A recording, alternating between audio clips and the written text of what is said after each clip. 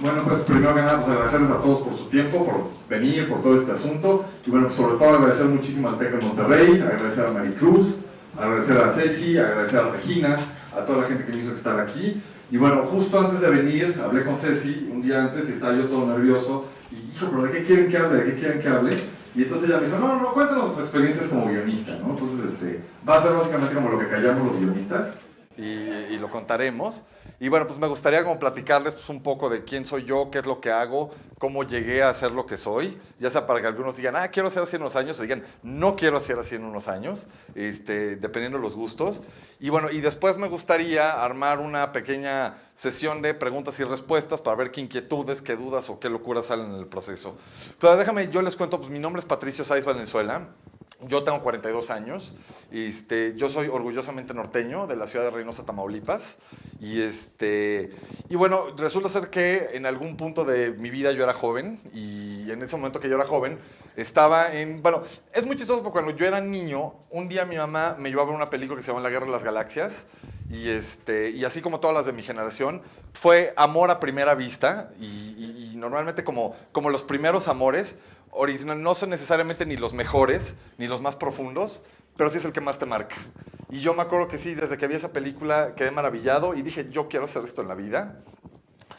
¿Y qué es lo que pasa? Que después uno entra en un proceso muy complicado que se llama la primaria, la secundaria y la prepa, que en ese tipo de lugares como que le pegan a uno por todos lados y le quieren matar los sueños y las ilusiones a uno.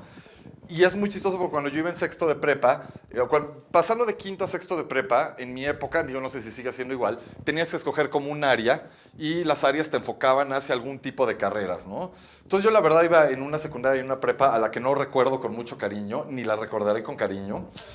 Y me acuerdo que era una prepa relativamente chica y me acuerdo que cuando terminando quinto tenía varios amigos y yo decía, no, pues yo quiero hacer cine, yo quiero ser escritor, yo quiero hacer esto, y de repente nos dijeron, pues ¿qué creen? Aquí no hay disciplinas artísticas, entonces escojan otra. Y todos, bueno, todos queremos ser ingenieros. Pum, entonces todos corrimos a las ingenierías, ¿va?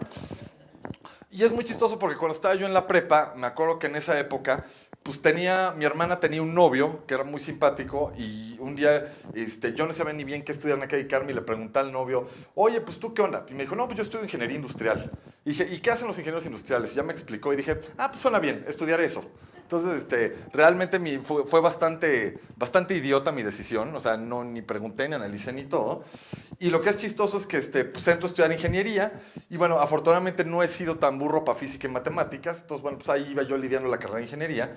Y me acuerdo que a lo largo de mis años estudiando ingeniería, un semestre decía yo, no, me voy a cambiar a ingeniería en computación. O lo decía, no, me voy a cambiar a ingeniería electrónica.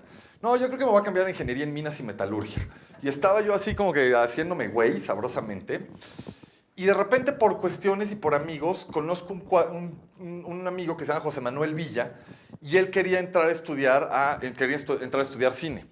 Y yo me acuerdo cuando yo salí de la prepa, pues no había tantas opciones para estudiar cine en México. Realmente había 3 opciones, que era el CUEC, que era la Escuela de Cine del UNAM, está el CCC, que era la Escuela de Cine del Conaculta, y estaba el subsistema de cine de la licenciatura en comunicación del Ibero, que eran como los 3 mejores lugares o los 3 lugares más serios para estudiar cine. Y yo me acuerdo que este cuate quería entrar a la Escuela de Cine del UNAM, y hizo examen, finalmente entró, se quedó. Y yo todo el día le preguntaba, oye, pero ¿cómo es la escuela de cine? ¿Qué haces en una escuela de cine? ¿Pero a poco en serio sí puedes estudiar cine? Y el cuate me platicaba, y yo de repente agarraba y veía sus apuntes, y qué libros lees, y me ponía a leer sus libros, y estaba yo así como maravillado, o sea, me encantaba, ¿no? Y es bien chistoso cómo a veces pues uno se intenta hacer tonto, pero no te puedes hacer tonto. Y yo creo que eso pasa con una profesión o con una carrera. O sea, a veces uno dice, es que a mí me gustaría hacer esto, y luego te intentas hacer tonto y dices, no, a mí no me gusta el cine, yo realmente quiero ser contador público, o quiero ser dentista. Y entonces es bien chistoso cómo por más de que te intentes engañar, no lo vas a lograr. El ejemplo que ponía hace rato es decir, si sales a la calle y te gusta una chava, o les ponía el ejemplo, salgan a la calle y si ven un chavo o una chava que les gusta, pues no hay que cuestionárselo mucho, te gusta. Y si alguien llega y te empieza a decir, no, esa chava realmente no te gusta, no te debería gustar por esto o lo otro, por más que te lo intenten meter en la cabeza, no es cierto. Y si eso pasa en el amor, ¿por qué no pasa con las profesiones? O sea, en la profesión uno sabe lo que uno le gusta, uno lo que quiere hacer. Y entonces fue vaciado porque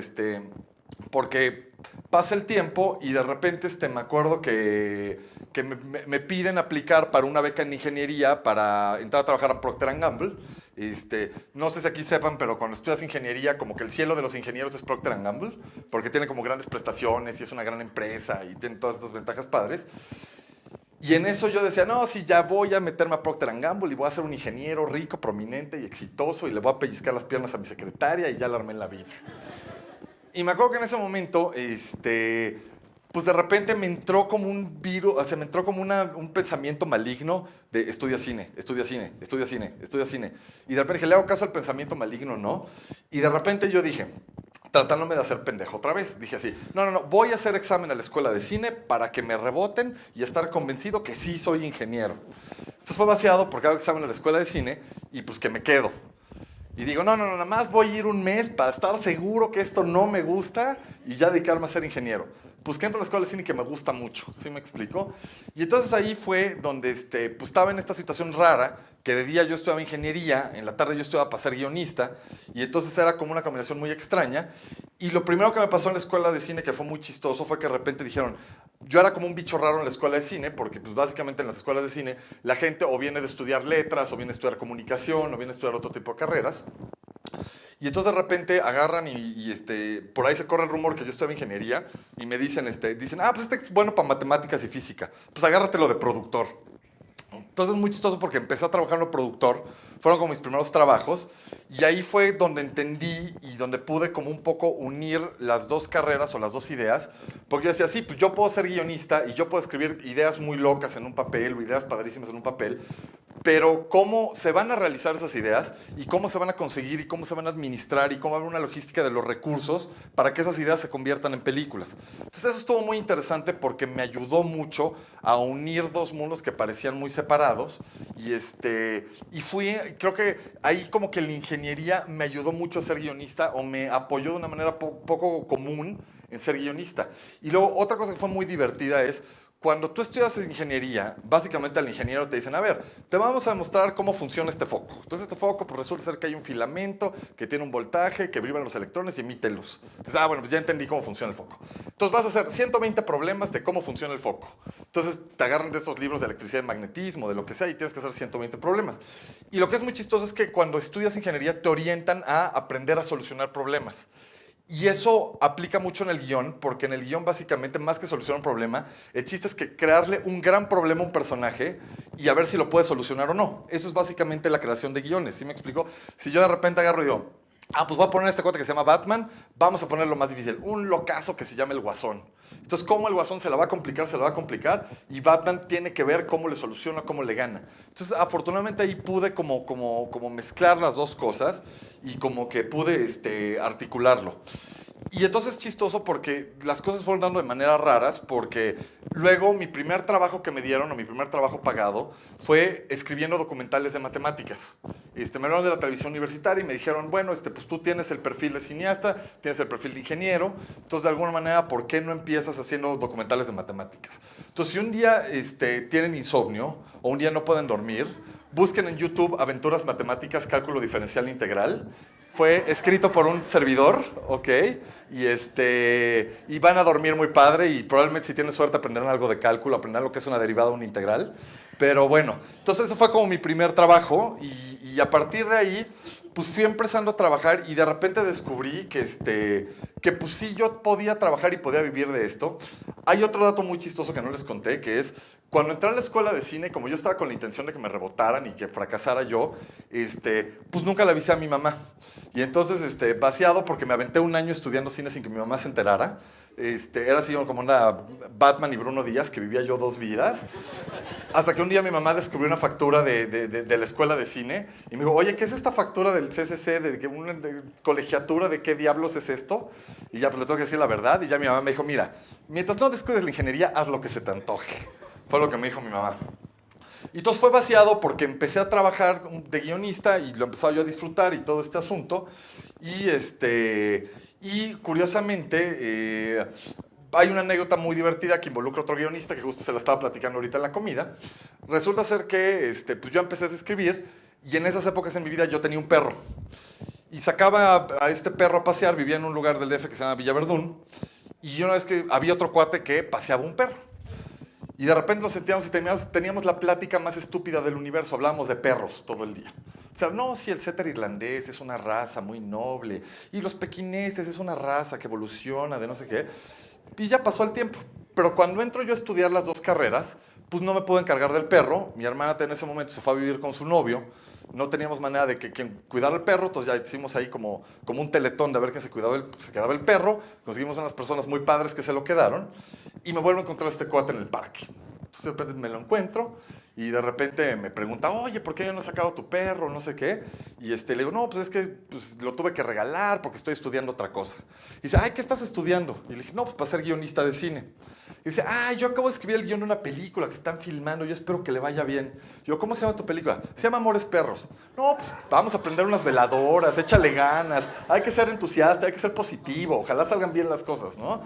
Entonces, bueno, yo no sabía que este cuate era Guillermo Arriaga, y yo no sabía que este cuate se iba a convertir como el gran escritor de cine mexicano, y curiosamente nos hicimos amigos.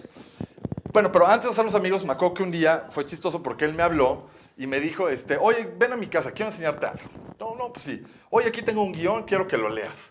Y le dije, pues va, perfecto, me lo llevo, te hablo en una semana. No. Lo vas a leer aquí ahorita entero. Y si no, te mato. Y si conoces al señor Arriaga, es un cazador, tiene un rifle y te mata fácilmente. Entonces yo agarré y me acuerdo que me leí el guión se llama 21 gramos, que no sé si vieron que después se convirtió en una película muy padre, y pues ya le di como mis opiniones y como que primero se enojó y ya luego como que escuchó, como siempre así es, siempre que le das opiniones se enoja mucho y luego ya te escucha, y luego después me habló al poco tiempo y me dijo, oye, quiero que me gustaría mucho que hiciéramos una serie. Le dije, pues está padre, ¿cómo quieres hacer la serie? Y dice, vamos a hacer una serie de leyendas urbanas. Dije, pues está muy bien. Me dice, tú escríbete el primer capítulo. Básicamente se va a tratar de unos gringos que llegan a echar relajo a México y de repente descubre que le robaron el riñón. Y dije, pues muy bien, ¿cuánto quieres que dure? Me dice, yo quiero que dure como 40 minutos. Digo, para los que no saben un poco de guión, normalmente en el guionismo hay una regla que te dice que cada página de guión, si está bien escrita, dura 1 minuto en pantalla. Entonces, básicamente era escribir 40 páginas. Y entonces le digo, muy bien, Memo, ¿para cuándo quieres el guión? Y me dice, para mañana. Y dije, puta, bueno, pues vamos. Entonces ya voy a mi casa, me pongo a escribir el guión, al otro día lo busco y le digo, oye, Memo, ¿cómo estás? Aquí está el guión. Se agarra, abre y lee la primera página y me dice, esto es lo peor que he leído en 10 años. Y dije, no, Memo, ¿cómo dices eso? Que no sé qué, es malísimo. Y me dice, ¿sabes qué? Corrígelo. No, pues, ¿qué le cambio? Todo. No, bueno, pues sí, todo va, está bueno. ¿Para cuándo lo quieres, Memo? Para mañana. Chin, pues que me voy a mi casa, otra vez pues, ponte a escribir, no duermas y que la canción y todo esto. Al otro día llego y se lo entrego. Aquí está, Memo. Lo lee y me dice, ¿te gustan mucho las telenovelas venezolanas? Y yo, no, pues ¿qué pasó? Es que como que Topacio y ciertas son como tu influencia narrativa. No, Memo, pero es que a mí me gusta decir, no, a ti sabes que lo tuyo es la telenovela venezolana. Y sabes que es muy malo el guión, corrígelo. No, pues ¿para cuándo, Memo? Para mañana. Chin, pues bueno, pues agarré, otra vez no duermas, ya voy y se lo entrego al otro día. Lo lee y me dice, ¿en qué escuela estudiaste? Yo, no, pues estudio en el CCC. Me dice, yo conozco a todos los maestros del CCC, nadie aceptaría un trabajo tan mediocre. O sea, es impresionante tu nivel de mediocridad. ¿Cómo le haces para ser tan mediocre? Yo, chin, ¿no? Y así me trajo una semana. Y era diario, entrega de 40 páginas, 40 páginas, 40 páginas, 40 páginas. Ya para la semana ya estaba yo destrozado física, emocionalmente.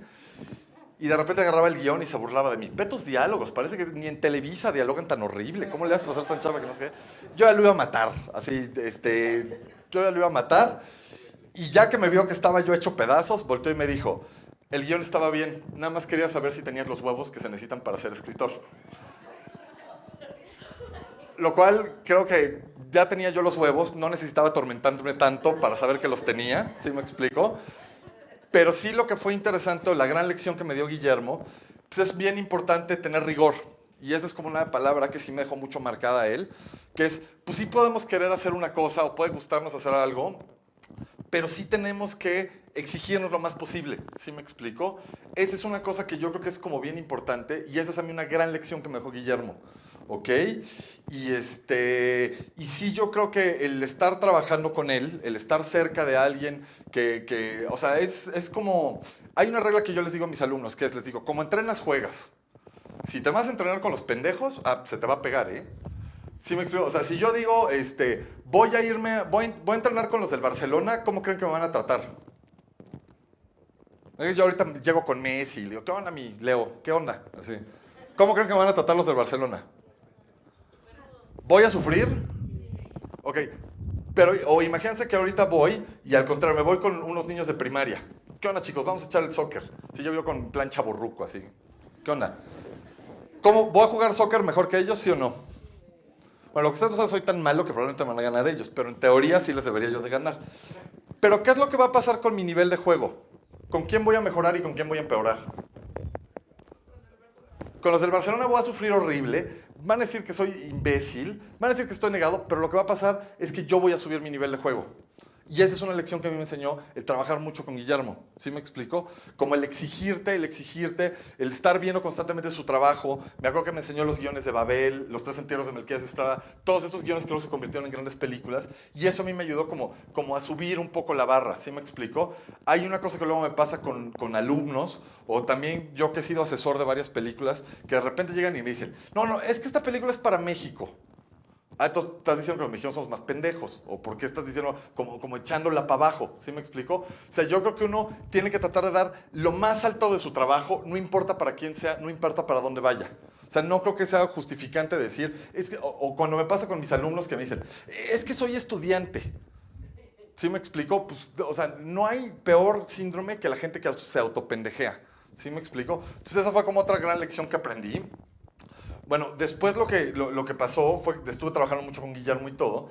Y luego estuvo chistoso porque como que cuando tú estudias, bueno, es muy chistoso porque en la época que yo estudiaba cine, básicamente en México hacía 14 películas al año. O sea, yo pienso en mis maestros y la verdad es que sí son verdaderos héroes del cine nacional. O sea, tener una oportunidad en esa época de hacer una película era único. O sea, cuando yo veo el trabajo de Beatriz Novaro, de Enrique Rentería, de Silvia, de todos estos, pues sí era heroico tener una película en esas épocas. Hoy en día la producción en nuestro país ha de estar alrededor de 70, 90 películas, lo cual ya abre la puerta como para muchísimas cosas. Entonces, siempre, es muy chistoso cuando cuando estudias cine, que de repente estás como en esta fase de ansiedad, de decir, quiero que me filmen mi primera película. Y entonces nada más estás tirando de tapete a ver quién te filma tu guión, o a ver cómo te meten y todo. Y entonces, como que todos se andan matando para vencer esta barrera de decir, de no tengo una película, a por fin tengo una película. Esto estuvo muy chistoso porque ahí recibí como mi primera oportunidad, que fue a partir de dos amigos muy queridos, León Sermente y Adriana Rosique. Yo había conocido a León hace mucho tiempo y de repente pues, me buscó León y me dijo, oye, quiero que me escribas una película. Y de repente dije, sí, padrísimo, y que la canción. Y luego León no me había dicho como completamente dónde estaba el truco, dónde estaba la trampa. Normalmente el cine mexicano funciona con apoyos del Estado. Y los apoyos del Estado están condicionados a ciertas reglas. Y hay un apoyo que te dice que una vez que te dan el dinero para hacer la película, tienes 2 años para estrenar en cartelera comercial. Y si a los 2 años no estrenaste en cartelera comercial, tienes que devolver el dinero que te dio el Estado. Entonces lo que León no me había dicho es que llevaba 1 año y cacho atorado con el guión. Y entonces de repente me habló y me dijo, pues tienes 2 meses para solucionar esto. Entonces, ¿qué fue lo que pasó? Que bueno, fue una cosa muy caótica escribir ese guión, fue muy complicado. Y luego, además, para colmo de males, León y Adriana estaban casados, entonces luego las broncas entre el productor y el director se confundían con las broncas entre el marido y la esposa. Y entonces, bueno, fue como un caos, ¿sí me explico? Pero ahí fue una lección muy interesante que aprendí, que es, nunca nadie te va a dar el tiempo que quieres, es el tiempo que hay. ¿Sí me explico? Todos a veces nos hacemos como esta fantasía mental de, no, y cuando tenga tiempo voy a hacer lo que me gusta, y cuando tenga tiempo voy a hacer ejercicio, y cuando tenga tiempo me voy a poner a dieta, y cuando tenga... Entonces inventamos todas las cosas cuando tenga tiempo, y la realidad es que no hay manera de obtener más tiempo. ¿Sí me explico? Seguramente Carlos Slim le gustaría vivir más años, pero por más dinero que tiene, no puede pagar por más tiempo. Tiempo nadie nos lo va a dar, o sea, nosotros tenemos que encontrarlo y esa es una cosa que aprendí con ese proyecto, que es, pues hay cierto tiempo y trata de hacer lo mejor de tu trabajo en el mucho o en el poco tiempo que te queda. Eso fue como el caso con mi primera película. Yo viendo la película en retrospectiva, pues tiene sus fallas, sí me explico, pero finalmente me dio mucho gusto poder tener una película filmada. Y es bien chistoso porque creo que sí es bien importante tener una película filmada, independientemente de que sea muy buena o a lo mejor no sea tan buena. Es como lo que a veces yo les digo a mis alumnos. O sea, imagínate que hay 2 doctores. O uno ya se le han muerto varios pacientes y el otro es muy picudo, pero nunca ha tratado a un paciente. ¿Con quién prefieres irte? No, pues prefiero ir con el que se le han muerto 3, porque pues ya trató a alguien. Entonces así me pasó, también dije, bueno, quizá la película no es excelente, pero ya tuve ahí como una primera oportunidad, ¿sí me explico? Y bueno, a partir de ahí, pues bueno, fui buscando distintos proyectos y distintas maneras de explorar. Y en esa época yo me acuerdo que me pasó otra cosa muy chistosa. De repente me dijeron, oye, ¿quieres hacer una serie de televisión? Y yo que venía de la escuela de cine era de, ¡ash! Tele, guácala. Qué horror la tele, ¿sí me explico? Porque en esa época, pues quizá la tele la asociábamos mucho con la tele mexicana, que son las telenovelas y todo este tipo de productos televisivos, que yo la verdad, pues viniendo del cine no me sentía cercanos a ellos, no me llamaban la atención, ni mucho menos. Y entonces de repente me acuerdo pues, una lección que aprendí es que si quieres hacer algo de un medio, tienes que estudiarlo. O sea, no puedes decir, quiero hacer tele sin haber estudiado la tele. Entonces, a partir de ahí me dijeron, no, es que no has visto las series de televisión, que es una cosa nueva, una cosa narrativamente más compleja, una cosa mucho más atractiva. Y entonces lo que fue interesante ahí es que en esa época en México era muy chistoso porque no había este concepto de la serie de televisión como lo conocemos ahorita. No había todo este furor, todo este asunto por cosas como Game of Thrones, como Breaking Bad, como todo esto. Y era un terreno relativamente nuevo. Entonces, afortunadamente, era muy chistoso porque Televisa en esas épocas intentó hacer series de televisión, pero convocó a puros equipos de telenovelas y los telenoveleros, pues obviamente no le sabían a las series. ¿Por qué? Porque luego se les salía el melodrama de ya uno de los personajes era malo, el otro de los personajes era una chava que quería perder la virginidad al matrimonio y siempre pagaba impuestos y levantaba las cacas de perro en la calle. O sea, se les salía la telenovela, no podían, ¿no? Entonces luego Televisa volteó hacia la gente que hacíamos cine y ahí nos buscaron. Y entonces, bueno, primero la gente que hacía cine llegaba con una cosa muy arrogante de no, es que quiero hacer cosas bien alternativas y ¿qué pasa si hacemos un capítulo donde no haya sonido? Entonces, no, pues la tele es muy importante el sonido, no puedes hacer esos experimentos idiotas, ¿ok? Entonces fue muy chistoso ahí como aprender este nuevo lenguaje y fue finalmente agarrar como las series gringas que había en ese momento, como Los Sopranos, como Six Feet Under, estas primeras series, y era como estudiarlas y entenderlas. Y estuvo bien chistoso porque por esas fechas me habló un productor que se llama Miguel Ángel Fox, y Miguel Ángel Fox dijo así, no, pues quiero hacer una serie que se llame Terminales. Y conjuntó a varios amigos escritores, entre ellos estaba Ricardo Álvarez, entonces estaba Alejandro Olvera, estaba Mariana Pablos, unos muy buenos amigos, unos buenos colegas. Y nos sentamos con el productor y dice, mira, la serie se trata de una chava que es una enferma terminal, pero quiero que dure 8 temporadas. No, entonces no se va a morir, o sea, no puede ser una enferma terminal, ¿sí me explico? Si ya la segunda temporada no se murió, pues ya es de pitorreo la serie, no va a jalar, ¿sí me explico? Pero en serio no se puede, no, pues no se puede. Entonces, bueno, después de discutir y todo, ahí fue una cosa muy interesante que aprendí de cómo se hacen las series de televisión. Y otra cosa que creo que es muy importante y que tienen las series de televisión es aprender a trabajar en equipo. O sea, las series de televisión son como un reto narrativo tan exigente. ¿Por qué? Porque tienes que manejar muchas tramas, tienes que manejar muchos personajes, tienes que crear un universo. O sea, tiene como ciertas exigencias y una persona sola es muy difícil que pueda cargar con ese peso. ¿Sí me explico? Entonces ahí sí fue interesante cómo juntan a distintos escritores, cómo te peleas con los otros escritores, a veces te alías con uno, luego te enemistas con otros, hay todo tipo de cosas. Y una cosa que ahí aprendí mucho es como a coescribir. O sea, no es lo mismo cuando tú escribes para ti solo que cuando escribes con otras personas. Y ahí la regla importante que aprendí es mucho más importante el proyecto que tu ego. Y una regla que a la larga, de hecho, hice con mi amigo Adrián Zurita, coescritor de Los Nobles, es, si no tienes una mejor idea, quédate callado. ¿Sí me explico? Luego cuando te toca coescribir, hay coescritores que de repente dicen, no, eso no me gusta. Ah, bueno, entonces, ¿qué? No, pues no sé, pero no me gusta. Ah, no, pues si no tienes mejor idea, te quedas callado. Entonces, es una cosa que aprendes de la colaboración o cuando te toca trabajar en equipo.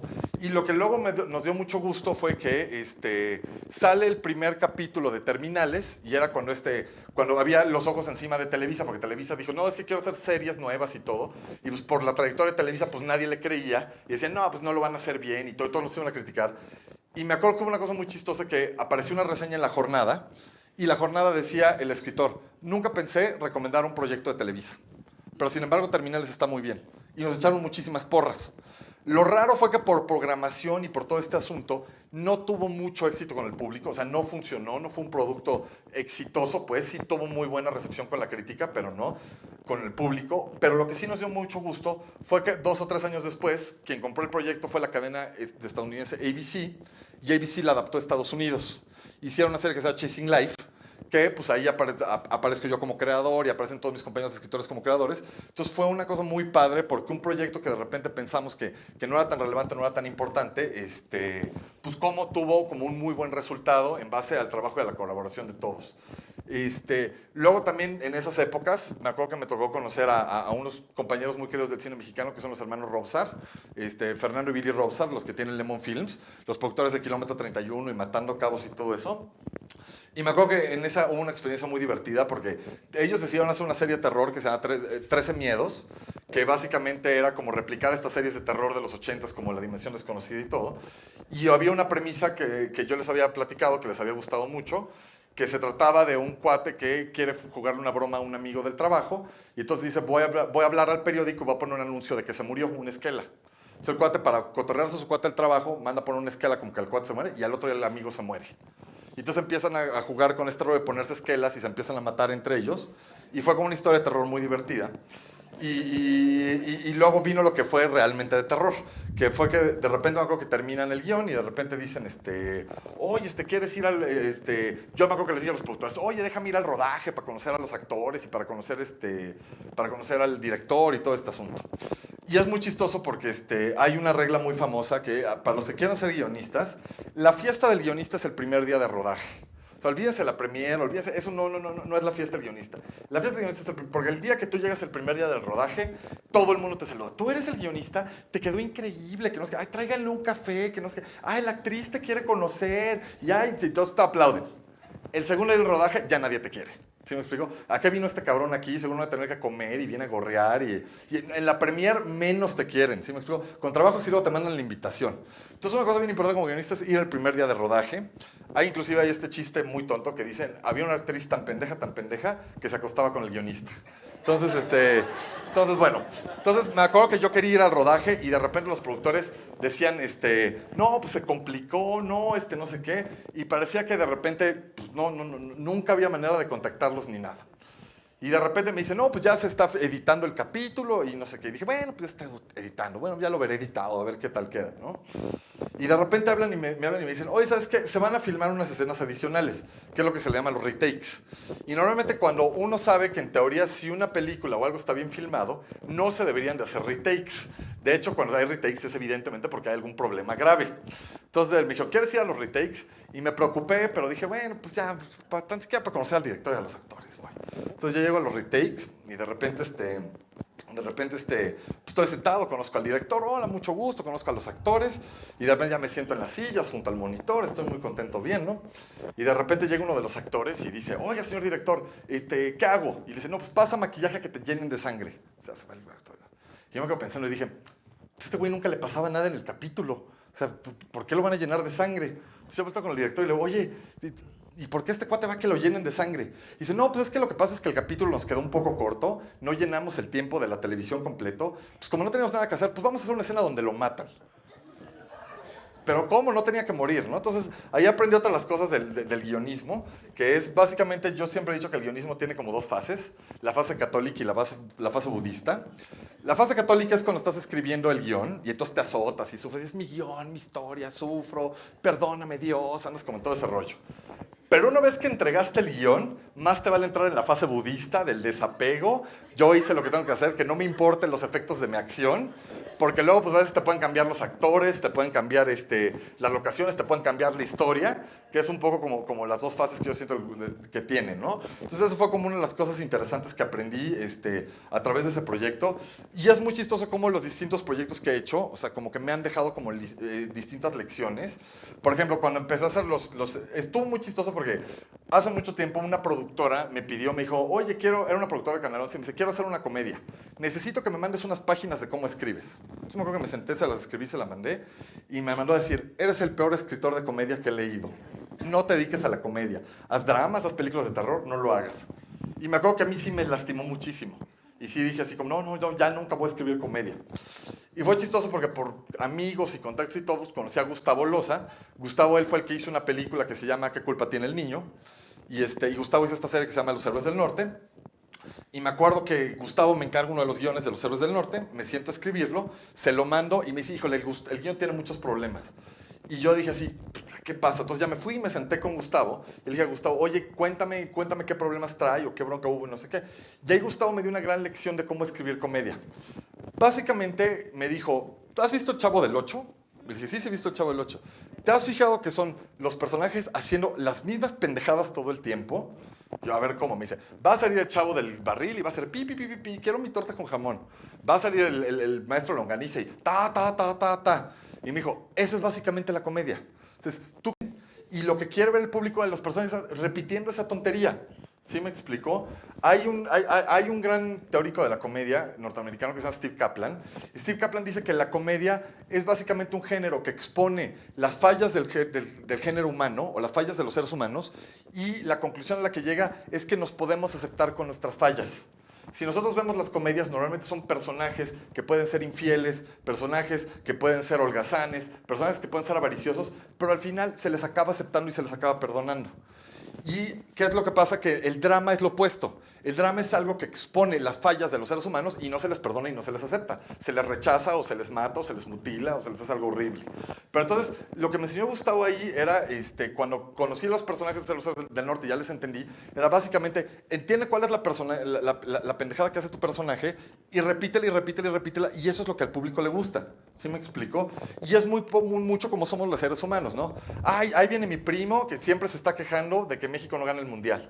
Entonces otra vez llega el primo y eso es básicamente como una gran lección que le aprendí a Gustavo y creo que es una lección que me ayudó mucho.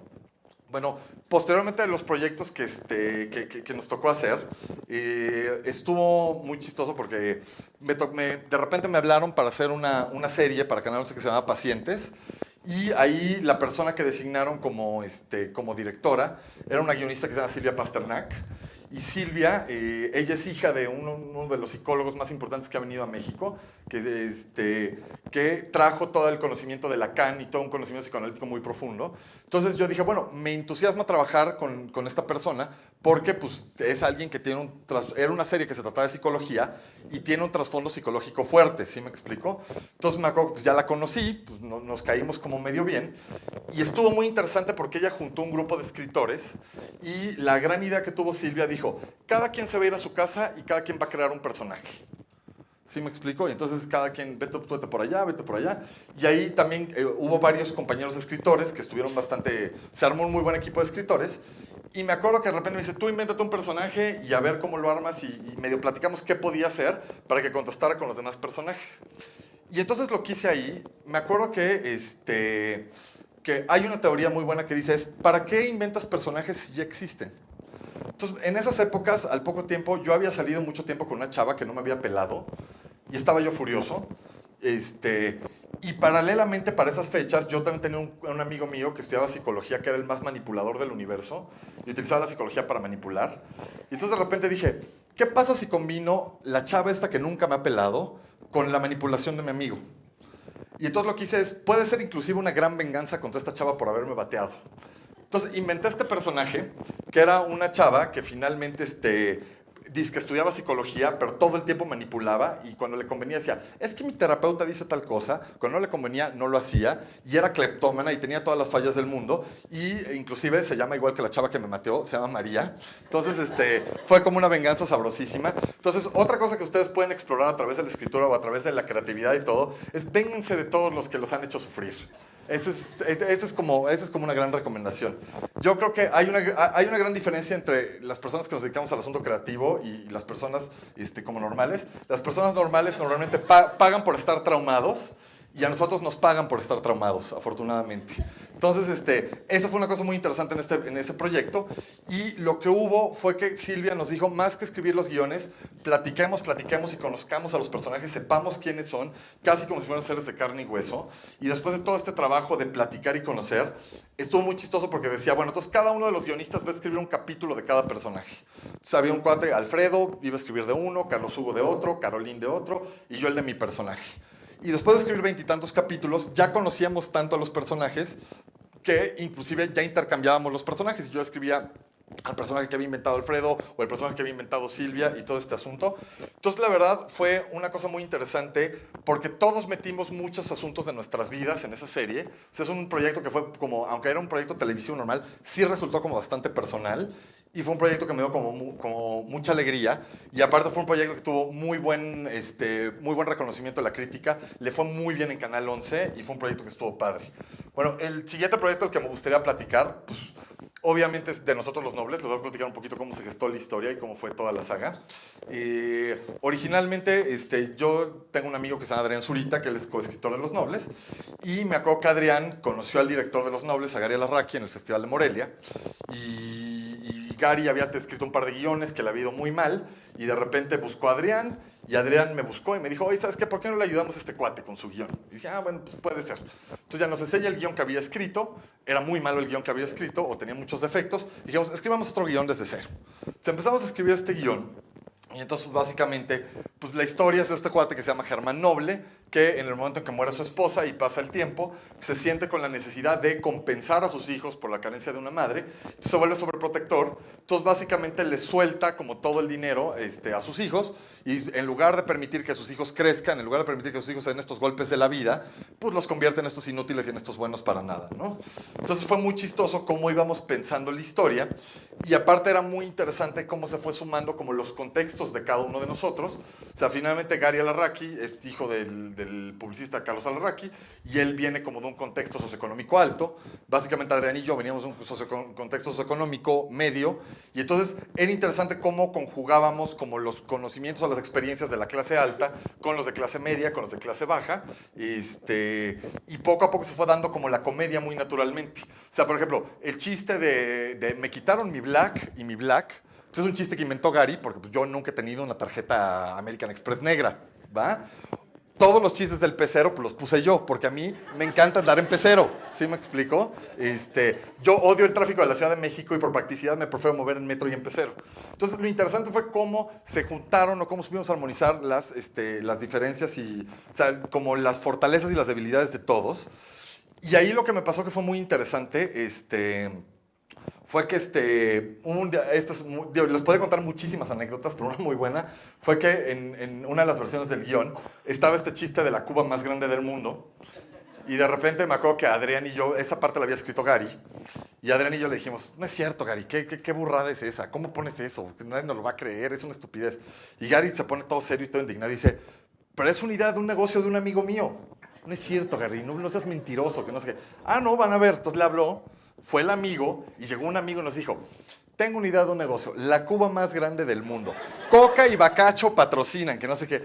Y Adrián y yo nos quedamos serios y dijimos, no, pues ya hay que ponerlo en el guión, pues ni hablaron, ¿no? Entonces, bueno, pues fue interesante porque mientras hicimos ese proyecto, pues básicamente lo que fue padre fue ir como descubriendo la historia, ir como perfilando. Y había una cosa muy chistosa que, y ahí yo creo que parte del mérito es de Adrián. Adrián de repente empezó a decir, ¿sabes qué? Es que esta tiene que ser una película inclusiva.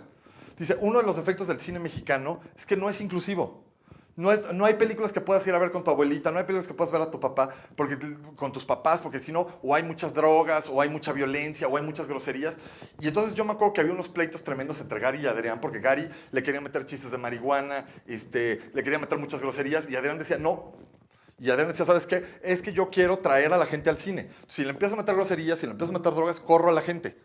Entonces fue vaciado porque poco a poco fue dando el resultado. Y lo que estuvo chistoso es que me acuerdo que cuando terminamos de hacer, de hacer el guión y cuando estaba filmando y todo este asunto, pues nosotros estábamos con él y decía, ay, ojalá algún día alguien vea esta película, a lo mejor algún día ojalá salga al cine, a ver si a alguien le gusta, que no sé qué. Y es chistoso porque fuimos a la premiere y en la premiere la gente se reía mucho. Y entonces de repente dijimos, bueno, pues es la premiere, y obviamente a las premieres invitas a tus cuates, y todos tus cuates pues, llegan en buena onda y te están echando porras. Bueno, las risas no son sinceras. Pero entonces fue que cuando se estrenó se convirtió en un gran éxito. Y entonces lo interesante que aprendimos ahí, pues fue como finalmente una de tus chambas, pues digo, como cineasta, como creador, pues es atraer al público a tu obra. Si tú plateas al público, si tú rechazas al público, pues es como una cosa grave, ¿sí me explico? Aparte es muy chistoso porque de repente me acuerdo que en esas épocas decían, no, es que en México, ¿para qué haces cine en México? No tiene caso hacer cine en México. Y la gran paradoja es que somos un país como con 120 millones de habitantes. Y ahí es muy chistoso porque una de las grandes necesidades del ser humano que no estudiamos a veces o que no profundizamos es la necesidad de entretenernos. Imagínate si yo les dijera, todo el día tienes que estar pensando en tus problemas. Te suicidas, no puedes. Porque empiezas de tengo tal bronca, y de ahí ya empiezas a sufrir todo. Entonces, el ser humano por naturaleza tiene que entretenerse. Piensen o hagan una pequeño análisis de cuánto tiempo pasan entreteniéndose. Hay veces que uno entra al Facebook, nada más a ver qué burrada puso el exnovio de hace 20 años. O like, a ver qué le pones. ¿Va? Pero entonces, fíjense lo que es interesante es que esas 120 millones de personas se van a tener que entretener, van a tener que oír canciones, van a tener que ver películas, van a tener que ver series. Entonces, es una gran mentira cuando dicen que el cine mexicano no puede ser negocio. Si ustedes revisan las estadísticas, creo que somos como el 6º país a nivel mundial de consumo de cine.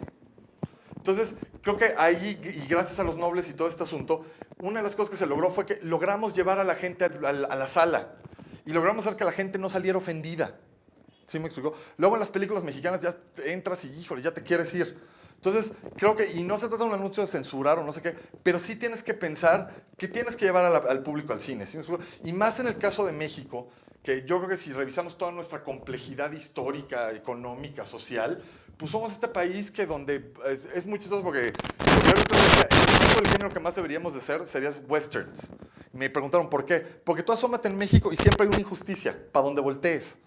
¿Sí me explico? El western es un género que habla sobre las injusticias y la reparación del daño. Y entonces, ¿qué es lo que pasa? Que siendo un país donde hay estos problemas políticos, estos problemas sociales, estos problemas de todo tipo, pues ¿qué es lo que quiere hacer la gente? Quiere divertirse. Por un momento quiere decir, me olvido de mi vida y me la quiero pasar bien. Entonces, por eso no es misterio que en México la comedia tenga muy buen jale. Y digo, es muy chistoso porque después me pidieron hacer ya lo que les platicaba ayer, me pidieron hacer un curso de comedia y me llamó la atención estudiar cómo funciona la comedia en otros países. Y lo que descubrí después de explicar, de analizarlo y de revisarlo, es solo hay un país que en su top 10 de películas no tiene una comedia. O sea, si yo reviso los top 10 de las películas más taquilleras de cada país, solo encontré uno que no hay una sola comedia. ¿En cuál creen? ¿En cuál se imaginan? Estados Unidos. Si ustedes ahorita entran a internet y buscan las 10 películas más taquilleras de Estados Unidos, no hay una sola comedia. Ellos le juegan a la fantasía, le juegan al terror, le juegan a los Harry Potters, le juegan a los Transformers, les juegan a ese tipo de historias. Y en los demás países, si yo reviso, por ejemplo, España, está 7 apellidos vascos, está 7 apellidos catalanes, hay varias. Si yo reviso China, está The Mermaid, por ejemplo, hay varias películas que están por ahí, ¿no? Si yo reviso en la historia de Inglaterra, está Full Monty, está el diario de Bridget Jones, están varias. Si yo reviso Francia, está Babysitting, hay muchas películas. O sea, ¿ustedes por qué creen que en todos los países en el top 10 hay comedias? Una es la gente necesita reír. Y aparte la comedia tiende a ser algo que habla de tu sociedad. Y un gringo de Hollywood no va a poder hablar más de tu sociedad que tú. ¿A qué me refiero con esto? Si tú contratas a un gringo para hacer una película de Mis Reyes, por ejemplo, o vamos a hacer una comedia de guachicoleros, el gringo no le va a entender. ¿Qué es lo que pasa? Que el mexicano sí le va a entender. ¿Y qué es lo que pasa? Que entonces el mexicano la va a consumir. Entonces, esa es una cosa que aprendí curiosa de la comedia. La comedia es muy relacionada con lo nuestro. Igual los chinos, pues solo ellos entienden su comedia, los franceses solo ellos entienden su comedia, los españoles solo entienden su comedia. Esa es una cosa que entendí y que fue interesante de la comedia y que me lo enseñó un poco nosotros los nobles. Otra cosa que he aprendido a lo largo como de mi trayectoria y mi carrera fue que tuve la fortuna de convertirme en maestro de guión. ¿Sí me explico? Y curiosamente he dado clases de guión desde en las escuelas más patito y las más dudosas hasta en las más prestigiadas. O sea, he atravesado por todas. Y es muy chistoso porque creo que el volverme maestro me obligó a convertirme en mejor guionista. Y la verdad es que yo aprendí muchísimo de los alumnos. Y lo que me pasó muy chistoso que he aprendido a lo largo de la historia y enseñaron en distintas escuelas, en unas prestigiadas, en unas chafas, en públicas y en privadas, ahora sí que he pasado con todos, la gran lección que me han dado los alumnos es, a veces uno se inventa muchas ideas y muchas historias de decir, no, es que yo no escribo por tal cosa, o está difícil hacer cine porque los gringos dominan con Star Wars, y se inventan todo tipo de procesos, pero se los juro, el gran enemigo del escritor es la inseguridad. Y eso lo he aprendido después de observar y dar clases a muchos alumnos, a mucha gente. Cuando uno y creo que no solo se limita a los escritores, creo que se limita a todos los que queremos hacer proyectos creativos. O sea, cuando estás haciendo un proyecto creativo, siempre te entra este asunto de, híjole, ¿funcionará? ¿No funcionará? ¿Es una estupidez? ¿No es una estupidez? Y luego empiezas a echarte para atrás, ¿no? No, ¿para qué estoy haciendo esto? ¿Soy un fraude? No, pues estoy gordo, no he ido al dentista, no he pagado impuestos, soy tonto. Y tú solito te empiezas a dar en la torre. Y eso es lo que le da en la torre a la gente creativa. Y es una cosa que yo le he tratado de enseñar a mis alumnos. El demonio de la inseguridad lo vas a tener que enfrentar diario. Y tienes que aprender a lidiar con él. Y sí, cuando uno hace algo creativo, se siente uno frágil, se siente uno vulnerable, siente uno que está como destinado al fracaso, siente uno que está condenado. Y eso tiende a pasar mucho y es una gran lección que me dejó el dar clases. O sea, decir, finalmente, pues sí, las técnicas para hacer cosas creativas, ahí están, ahí hay libros, hay 1000 tutoriales de internet, hay todas las cosas, pero lo que hace falta es tener como esta seguridad de creértelo y decir, sí va a funcionar. Y al mismo tiempo, tener como este gran rigor o tener como este fuerte rigor. Esta es como una experiencia padre que me dejó el dar clases. Hay otro proyecto al que me gustaría platicarles. En octubre, si mal no recuerdo, se va a estrenar una película que yo ayudé a escribir la historia que se llama Cómo cortar a tu patán. Les voy a contar un poco la génesis de la historia porque es muy divertida. Hace muchos años yo empecé a andar con una chava que estaba bastante loca. Y me acuerdo que ya después de cierto tiempo de relación, yo ya no quería con ella y dije, ya la voy a cortar, ya no puedo. Y un día le intenté cortar y me aventó cosas y me mentó la madre y me dijo de lo que me iba a morir. Pues me dio pánico y no me atreví a cortarla. Y me acuerdo que estuvo muy chistoso porque pues, un día estaba yo con mi hermana y le dije a mi hermana, le dije, híjole, ¿por qué? ¿Por qué si hay gente que le pagas para que lave la ropa o para que corte el árbol o lo que sea? ¿Por qué no hay gente que le puedas pagar para que corte al novio o a la novia que odias? Y estuvo muy chistoso porque mi hermana así como que hizo cara sospechosa, desapareció. Y a las 3 semanas mi hermana me mandó un artículo de un periódico inglés, no me acuerdo si era de Independent, no me acuerdo qué periódico, diciendo que había en Alemania un cuate que se dedicaba a eso. En Alemania había un cuate que se llama, y si quieren pueden buscarlo en internet, se llama The Relationship Terminator, o el terminador de relaciones, que era un tipo que se dedicaba a eso. Y aparte muchas veces es un cuate que corta a tu novia, y lo chistoso es que tiene como un tabulador y una tarifa. Si quieres que sea buena onda, cuesta tanto. ¿Quieres que me porte mala onda? Cuesta tanto. Y inclusive dice, ¿quieres que recupere el osito de peluche que le regalaste? Cuesta tanto. ¿Quieres pedirle de nuevo los Blu-rays que le prestaste? Cuesta tanto. Entonces, a partir de eso, estuvo chistoso, porque a partir de eso, pues surgió esta idea de esta película. ¿Ok? Entonces, fíjense lo que es chistoso es cómo las situaciones en la vida, pues uno a veces uno a veces cree que es como algo común o algo sin chiste, pero si tú lo piensas y lo reformulas y le metes creatividad, puedes hacer un proyecto creativo interesante y puedes hacer algo que se ponga en contacto con alguien. Entonces, como esta pequeña cosa de esta novia loca, pues finalmente me ayudó a hacer una película, ¿no? Entonces, hay que pensar a veces que podemos tener un suceso, un momento, un evento que pueda ser muy interesante y no lo estamos aprovechando. Y otra cosa, o otra de las experiencias que me gustaría platicar, es que de un tiempo para acá me pidieron ser jurado también de bastantes como concursos o de aprobación de estímulos. O sea, a mí me toca como leer los proyectos y decidir cuáles aprueban, cuáles no se aprueban, cuáles se recomiendan, cuáles no se recomiendan. Y también la experiencia, porque es muy chistoso cuando uno de repente está en las salas y dices, ay, ¿quién hizo esa porquería de película? ¿Quién la aprobó? Entonces, es padre cuando te toca estar como del otro lado de la cancha, de los que aprueban o desaprueban. Y es muy interesante porque, pues sí, a veces me ha tocado leer una cantidad absurda de guiones. De hecho, en los últimos 3 años de mi vida, cuando tocan las convocatorias, me toca leer de 70, 80 guiones. Y la verdad es que no todos son buenos. De hecho, la mayoría son bastante malos. Y es muy chistoso porque la gran lección que he descubierto ahí, hay un lema o hay un refrán de la cultura mexicana que yo creo que es la cosa más dañina que tenemos, que es, bueno, la intención es lo que cuenta. Esa frase yo creo que es lo más tóxico que hay en el universo. ¿Por qué? Porque me tengo que leer 80 películas horribles. ¿Qué es lo que pasa? Pues seguramente quisieron que fueran buenas en algún punto. ¿Sí me explicó? Y si yo le pregunto a Javier Duarte, pues bueno, seguramente él no quiso ser ladrón en algún punto. ¿Qué es lo que pasa? Créanme que si no, no existirían cárceles. Nadie quiere ser criminal, nadie quiere ser encarcelado. Pero yo creo que hay que quitarnos esta cosa de la intención es lo que cuenta. El resultado es lo que cuenta. ¿Sí me explico? ¿Y qué es lo que pasa? ¿Qué es lo que he aprendido a la hora de revisar proyectos? Es decir, pues exigirse a uno lo máximo, intentar sacar lo mejor de uno mismo. No quedarse con, bueno, es que yo quise que fuera bueno. Pues el yo quise que fuera bueno no sirve de nada. Imagínate que el doctor se le muere, hijo, es que yo quería curarlo. pues no sirve de nada. Entonces, esa es una cosa o una experiencia que me ha permitido el ser jurado, básicamente como entender, pues como conocer un poco el panorama y cómo decir, pues la verdad sí en el cine mexicano, o sea, ya está demostrado que el cine mexicano puede ser negocio, ¿sí me explico? Les voy a contar otra experiencia muy interesante que me tocó vivir alguna vez. Me tocó conocer a Miguel Ángel Rivera. Miguel Ángel Rivera es uno de los ejecutivos más importantes de Cinépolis. A mí me habían pedido hacer un plan de estudios de maestría de guión cinematográfico. Y hablé con Miguel Ángel Rivera y yo le dije, oye, a mí, dije, normalmente los cineastas estamos como muy encerrados en nuestro asunto de cineastas y no vamos hacia afuera. Yo dije, yo quiero hablar contigo, tú que eres un empresario del cine, un exhibidor, ¿qué consideras tú que sería importante como conocimiento que tengan los estudiantes que van a escribir guiones? O sea, desde el punto de vista industrial, desde el punto de vista empresarial, ¿qué piensas que es lo que sería importante? Y estuvo chistoso porque en esa plática con Miguel Ángel, la verdad es que él me enseñó muchísimo del cine que yo no hubiera sospechado. Él agarró y me dijo, mira, la primera cosa que a mí me cuesta trabajo en los cineastas mexicanos, me dice, cuando llegan y me dicen, mi película es universal. Me dijo, mira, las películas universales no existen. Y me dice, para tú poder impactar a todo el público es casi imposible. Y me dijo, te voy a dar una lección de cómo funciona el público en México. Y él me dijo, básicamente en México existen 5 tipos de públicos. Si tú impactas a 2 públicos, ya es un exitazo brutal. Pero pretender impactar más de 2 públicos no va a suceder, no funciona así. Me dijo, mira, básicamente el público en México hay 5.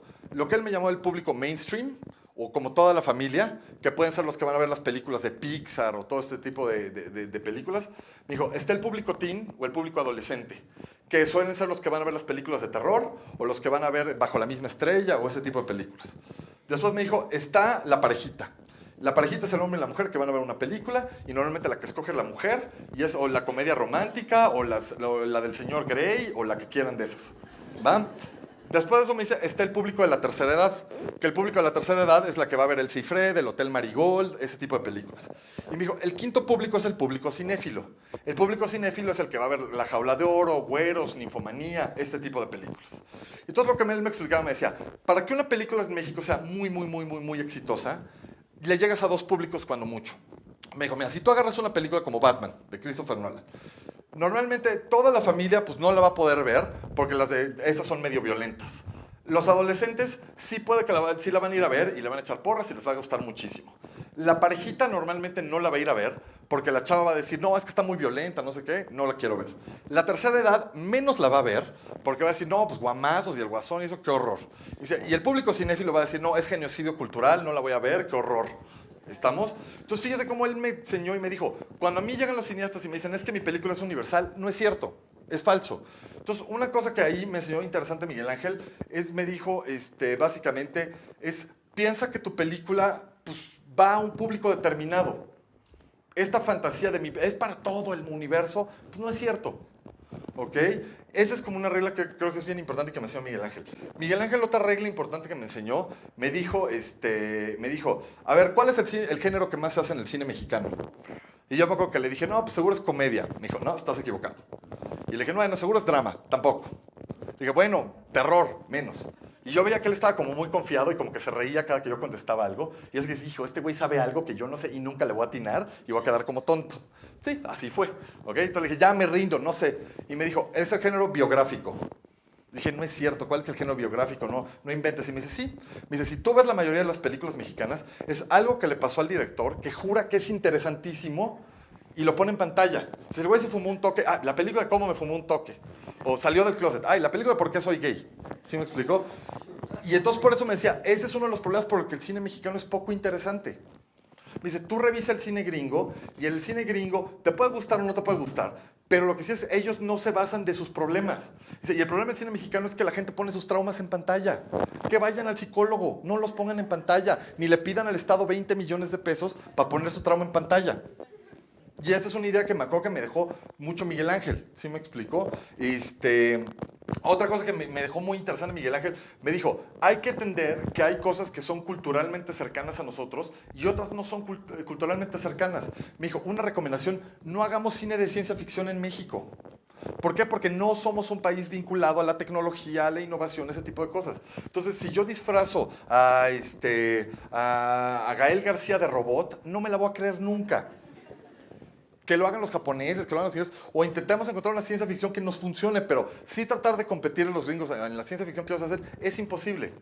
Otra cosa que me acuerdo, otro consejo interesante que me dio Miguel Ángel Rivera fue, me acuerdo que me dijo, tampoco hagan películas policíacas en México. Me dice, si tú ves una película como La chica del dragón tatuado, puta, si en Suecia hay un muerto en la calle, puta, es un problema. Y eso para al país. En México hay un muerto, ya a nadie le importa. ¿Sí me explico? O imagínate que en México, de repente, en la primera escena sale un cuate, un detective honesto, un policía honesto. ¿Nos lo creemos? Y seguramente debe haber policías honestos, pero culturalmente no nos lo vamos a creer. Y este cuate me dijo, ¿sabes qué? No hagan películas policíacas, va a ser un relajo que alguien se las crea. Y la otra lección que me dijo, que estuvo interesante, me dijo, los cineastas mexicanos piensan que son más inteligentes que los públicos, y no es cierto. Me dice, la gente luego me dice, no, es que es una comedia, pero tiene un final triste. Es como decirles, ay, es una pizza que no engorda. Pero la pizza tiene que engordar, o sea, no hay de otra.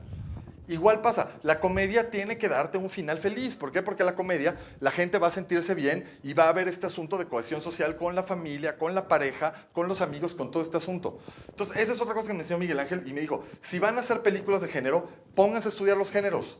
No es posible que la gente quiera hacer comedia sin estudiarla, o hacer terror sin estudiarla, o hacer thriller sin estudiarla. Entonces, esa fue otra de las grandes lecciones que me dejó esta plática con Miguel Ángel.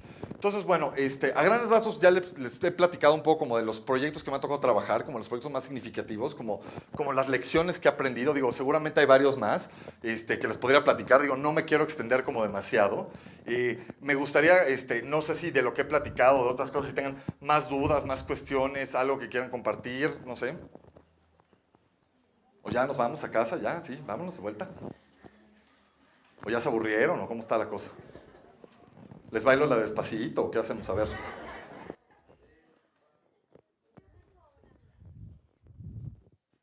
Bueno, mencionaste muchas veces que a veces considerabas que un mal guión y quería preguntarte qué es para ti un mal guión. Mira, es muy chistoso porque, porque en apariencia, o sea, creo que intuitivamente es fácil entender cuándo es un buen guión y cuándo es un mal guión. A lo mejor ya racionalizarlo y articularlo en argumentos es lo que puede ser un poco complicado. O sea, si te gusta una película o no te gusta, creo que ahí evidentemente te habla de que hay un buen guión. Ahora, en términos como, digo, sin caer en las subjetividades, porque yo puedo haber gustos, si me explico, de repente digo, oye, esta película de zombies está padrísima, y tú me dices, yo odio los zombies, ya es una cosa de gustos.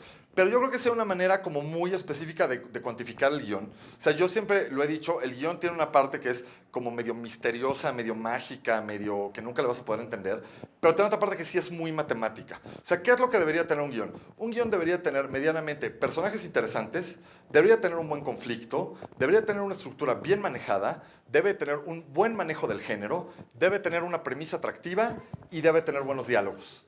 Esos son como los elementos que yo puedo cuantificar si un guión funciona o no funciona, más allá de mis gustos o mis sensibilidades. Entonces, ¿qué es lo que pasa? Si los personajes no son atractivos, si los diálogos no me los creo, si de repente se cuelga mucho la historia y no está sucediendo nada, que es un error de estructura normalmente, a partir de ahí es donde puedo yo determinar si un guión funciona o si un guión funciona o no funciona. O sea, un ejercicio muy práctico que te diría es, trata de ver una muy buena película y trata de ver una muy mala película, intenta revisar como las similitudes y las diferencias. Y ahí vas a ver como grandes rasgos los elementos que yo considero que debería tener un guión o que debería fortalecer un guión.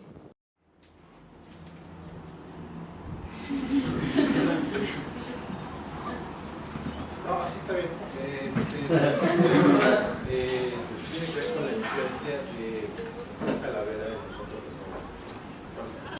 Pues mira, ahí te va la respuesta que casi nadie se sabe. La influencia de Gran Calavera es nula, ¿ok? Esa es una cosa que originalmente quería el director.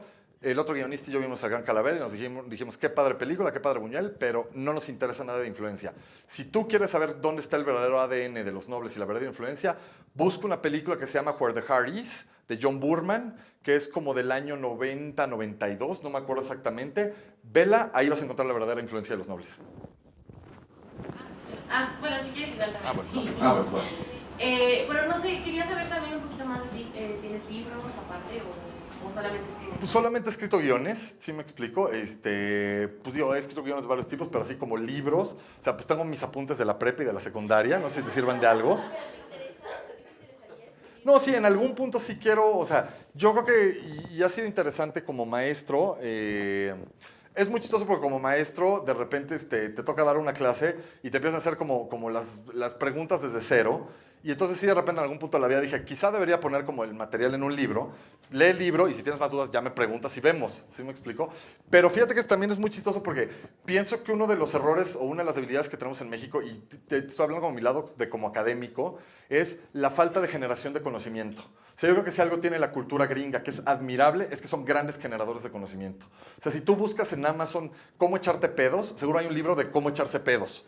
Y es una cosa que yo admiro y respeto y envidio de los gringos brutalmente. Entonces creo que nosotros como académicos, y más que estamos aquí como en un lugar académico, deberíamos de comprometernos con la generación de conocimiento. En la medida en que generemos conocimiento, yo creo que es importante, y sí tengo la intención de escribir un libro, pero todavía no lo he escrito, necesito tiempo para escribirlo, pero te juro que en cuanto lo tenga te aviso. Bueno, puedo decir otra cosa, como esta parte, ¿tú qué recomiendas? Como saber mucho de muchas cosas o especializarte así por completo. Mira, yo creo que es una pregunta difícil, porque también creo que responde a los intereses de cada quien. O sea, yo creo que cada quien dentro de sus intereses de qué le gusta, qué no le gusta, qué quiere, qué está dispuesto a hacer, qué no, pues ya cada quien sabrá. O sea, yo te voy a decir, o sea, yo partí un poco de, o sea, la verdad, mi camino dentro del guionismo fue un poco azaroso. O sea, yo la verdad si te dijera, no, es que yo en la prepa sabía que le iba a hacer, no es cierto. O sea, yo, la verdad fue como una locura esto de aventarse al guionismo, pero pues yo sabía que me gustaba mucho, eso era lo único que yo tenía claro. Y a lo largo del guionismo, una cosa que me dio, cosa que es muy padre de mi trabajo, es que cada trabajo es completamente distinto. ¿Sí me explico? De repente ahorita te dicen, bueno, vamos a escribir un documental sobre cómo se hace mezcal y mañana vamos a escribir una película de zombies homosexuales. Pues, ¿sí me explico? Y lo que es padre es que me exige investigar, me exige buscar, me exige... O sea, que una cosa muy padre es cómo mi trabajo me obliga a salirme de mis zapatos, meterme en otros zapatos y vivir otras experiencias. Entonces, las propias necesidades me han hecho como estudiar o conocer como de distintas áreas. Y lo que ha sido chistoso es ya por gusto y por afición. O sea, desde niño, el género que siempre más me ha gustado ha sido las películas de terror. A mí me encantan las películas de terror. De hecho, luego me hablan y me dicen, ay, quiero que hagas una comedia. Y yo así, no, yo quiero hacer de terror, pero bueno. Y luego por experiencias sí me ha dado por estudiar y mucho a conocer la comedia. Entonces yo sí te puedo decir que como escritor sí tengo como una habilidad un poco más desarrollada, más trabajada como en terror o en comedia. Sí te puedo escribir dramas, sí te puedo escribir otro tipo de historias, pero sí busqué especializarme por gusto. ¿Sí me explico? Tengo también mis debilidades como escritor. Si me hablaran y me dijeran, oye, ¿quieres escribir un musical? Pero ni aunque me paguen lo que me paguen. O sea, cuando yo era niño, mi hermana me obligó a ver Vaselina 20 veces y yo quería ver La Guerra de las Galaxias y era, no, échate otra vez a Sandra Dee cantando y esta cosa horripilante. Y me creó un trauma brutal hacia el musical. No puedo ver un musical. Hace rato en clase me dijeron, ¿qué opinas de La La Land? La odio. Reconozco su mérito cinematográfico y reconozco su calidad técnica y su calidad artística, pero no la puedo ver ni en pintura. Entonces digo, yo sí por necesidad y por curiosidad y por gusto personal sí me especialicé y yo creo que en teoría pues hay que saber un poco de todo, pero creo que es mejor si estás especializado, ¿no? Creo que hacerle una analogía a la medicina, o sea, no es lo mismo un médico general que un psiquiatra o un neurólogo o un cardiólogo, ¿va? Entonces yo sí recomendaría, si hay algo que les guste mucho, especialícense. Creo que más sobre todo ahorita en el internet, no sé si les ha pasado, a lo mejor a la gente que ya tiene el internet más cercano en sus vidas, a diferencia de nosotros, que antes era así de, ay, no me alcanza para comprar discos, ay, no me alcanza para comprar películas, y de repente inventaron el internet, bajaré todos los discos del universo, bajaré todas las películas, y luego seguro nos pasó con los libros, bajaré todos los libros. Entonces el problema es que tienes más libros, y tienes más películas, y tienes más cosas de las que puedes hacer realmente.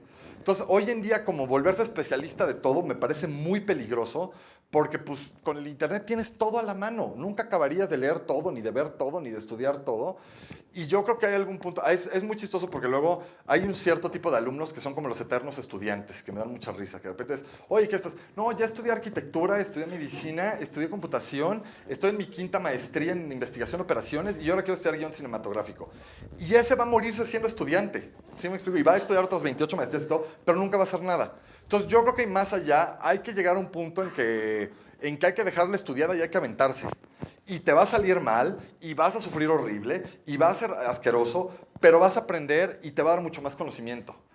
O sea, yo lo que les digo a veces a mis alumnos es, ¿quieren saber de guión? Pues es como si yo les dijera, imagínate que yo quiero ser un buen amante. Entonces me voy a leer 80 libros de sexología y voy a ver toda la pornografía que hay en el internet. ¿Eso me va a hacer un buen amante? Tengo que tener práctica. ¿Sí me explico? Y es lo que les digo a los alumnos que quieren hacer cine. O sea, en algún punto aviéntate, hazlo mal y todo. O sea, uno de los problemas, una de las cosas que tenemos es que vivimos en una sociedad que vive obsesionada por resultados y no nos enseña los procesos. O sea, cuando vemos, por ejemplo, a Mark Zuckerberg, y este cuate se volvió millonario, increíble y todo, pues no te enseñan que ese cuate probablemente pasó muchas noches solo intentando programar, le salían mal los programas, le hacían colzón chino los compañeros, las chavas lo bateaban y sufrió mucho. O sea, nunca nos enseñan esas horas de soledad, de fracaso, o sea, ¿sí me explico? Y a veces a mí cuando me dicen, oye, ¿cómo le hiciste para aprender a escribir? Pues también fueron veces que los guiones me salían mal, veces que me frustró horrible, veces que me encabroné, pateé la impresora. Pues eso no lo voy a contar, ¿sí me explico? Pero sí el problema es que vivimos en una sociedad orientada a resultados, no a procesos, y hay que entender que hay que atravesar el proceso. Y ahí es lo que es importante, es si te vas a especializar o no, cómo va a ser tu proceso. Pero sí tienes que entender que básicamente lo que quieras hacer, pues se paga con cierta cuota de dolor. Y es la verdad, no nos lo dicen, pero es la neta. O sea, y es lo que a veces le digo a mis alumnos, tu capacidad de triunfar está directamente ligada con tu capacidad de sufrir. Ok. Sí. Si te dieran a escoger 3 de los mejores guiones tuyos del cine mexicano, ¿cuáles te gustan más? Y la siguiente pregunta, de una vez, en esta cuestión de el guionista, ¿cómo está la cuestión de las tarifas? De tal forma que si los chicos quieren hacer un guión, tengan una idea de, es mi primer guión, ¿cuánto debería esperar yo recibir a cambio de mi guión? Para las dos Preguntas. Bueno, la primera, lo bueno es que ya me la habían hecho alguna vez y la tengo muy clara. Tercer lugar, se lo doy a Amores Perros de Guillermo Arriaga. Segundo lugar, se lo doy a Mecánica Nacional, guión de Luis Alcoriza. Primer lugar, Canoa, se lo doy a Felipe Casals y a Tomás Pérez Turrent. Me parecen los 3 mejores guiones en la historia del cine mexicano. Y se me hace que son padrísimos y me gusta que son de géneros distintos y me encantan. Digo, alguna vez con algún amigo me puse una discusión de cuál era el top 10 de los guiones mexicanos. Esos son mi top 3. Bueno, después, sobre cuánto cobrar este asunto. Bueno, hay una cosa complicada que es cuando uno es estudiante, cómo deja uno de ser estudiante y se convierte en profesional. Hay una cosa que yo creo que es muy noble de las industrias creativas, a diferencia de lo que puede ser la medicina o cosas así, que es una vez que tu alumno termina la escuela, ya es tu colega. O sea, no hay esta distancia de años que te separan ni nada. Pues el cuate puede escribir un guión mejor que el tuyo o un guión más padre, o ¿sí me explico? Y es una cosa que a mí me gusta mucho, cómo mis alumnos rápido se convierten en mis colegas, e inclusive a muchos alumnos me los he jalado a proyectos o coescribo con ellos, y es muy padre como la colaboración. Entonces lo que creo que es bien importante es, nadie le va a dar un valor a tu trabajo como el que tú se lo das. Y, o sea, creo que yo puedo llegar ahorita al Superama o puedo llegar ahorita al Bodega Aurrerá y de repente, tomate 30 pesos. Imagínate que yo llego y le digo, pues yo le voy a dar 25. ¿Qué me van a decir? Pues entonces no permitamos eso en los guiones. Eso es lo que yo digo. O sea, nadie va a ponerle el precio a tu trabajo. Tú tienes que ponerle el precio a tu trabajo. Entonces, yo lo que creo es, uno de los problemas en México es que a diferencia de Estados Unidos, que en Estados Unidos hay un sindicato que es muy fuerte y muy poderoso, que es el Writers Guild, y el sindicato del Writers Guild sí fija unos tabuladores de un máximo y un mínimo por guión. Creo que en Estados Unidos está en $50,000, lo mínimo que se puede cobrar por un guión. Si tú haces un guión por menos de $50,000, se te va el Writers Guild encima y te metes en un problemón. En México no tenemos eso. Entonces, en México hay una cosa muy rara que pasa en México, que cuando te toca ser jurado de los proyectos, de repente dicen, este guionista está cobrando tanto. No, es que está carísimo, ¿por qué cobra tanto? Que no sé qué. Y después dices, bueno, entonces, ¿cuánto debe cobrar? Ah, no, es que aquí no tenemos tabuladores, porque no queremos imponer a la industria. Es como muy hipócrita decir, o decídete si sí o decídete si no. Pero yo lo que les digo a mis alumnos, yo creo que para alguien que está recién terminando la carrera y que todo esto, debería de estar cobrando un guión de largometraje de 200,000 aproximadamente a 350,000 pesos. Es a mí lo que me parece que debería estar cobrando alguien que recién terminó la carrera y que tiene un muy buen guión de largometraje escrito. Eso es lo que debería cobrar. Ya después, para la cobrada de los guiones, intervienen muchos factores de que si tu trayectoria, de que si esto, de que si que el otro. Pero te digo, yo creo que los guiones en México, la media o el estándar, debe de estar aproximadamente como de 300,000 a 600,000 pesos. Ya si eres un guionista muy cotizado, muy increíble, o sea, puedes que llegues a cobrar a 1,000,000, 1,500,000 pesos por un guión, pero cuando alguien está cobrando menos de 200,000 pesos, le está haciendo mucho daño a todos los guionistas. Porque entonces si de repente tú quieres cobrar algo, dicen, no, pues hay otro güey que cobra 20,000 pesos. Y entonces haces como una especie de dumping y le hacen la torre a tus compañeros. Entonces yo sí mi consejo es, y hay una cosa que es bien chistosa, se los juro, sobran proyectos, faltan buenos guiones. O sea, son raros como encontrarte un guión que digas, híjole, qué barro, qué guionzazo. Entonces, cuando alguien tiene un buen guión, en serio, denle el valor que se merece. Porque sí, cualquiera puede escribir 90 páginas, pero 90 páginas que estén padres o que valgan la pena o que apasionen o que prendan, no abundan, créanmelo. Entonces sí, lo que yo les diría es, cobren, o sea, lo mínimo razonable a mí me parece 200,000 pesos y defiendan el precio porque los productores en México son muy gandallas y les van a intentar bajar el precio y les van a echar mentiras como, no, es que yo te estoy dando la oportunidad, es que esto, llámense las de los productores, ¿no? Entonces yo siempre sí procuro con mis alumnos que defiendan mucho. O bueno, si ya es una gran oportunidad para ellos o les va a tocar trabajar con un director muy padre o les va a abrir la puerta a otras cosas, digo, bueno, quizá bájense de precio y piensen no tanto en este proyecto, sino en la puerta que les va a abrir a otros. Pero sí yo procuro y sí les digo, traten de cobrar bien el trabajo porque si no nos dan en la torre a todos. Y si 200,000 pesos me parece lo mínimo que se debería estar cobrando por un guión de largometraje. ¿Has adaptado algún guión de una obra literaria o cuál sería un proceso para hacer una adaptación? Mira, es muy chistoso porque me ha tocado 2 veces hacer el proceso. Uno fue para era una película de animación que nunca se consiguió el financiamiento, que era un libro para niños que se llama The Land of Suck Monsters. Y actualmente estoy adaptando un proyecto que es una película argentina, estamos haciendo la versión a México, se llama Permitidos. Y es muy interesante el proyecto, es interesante el proceso de adaptación.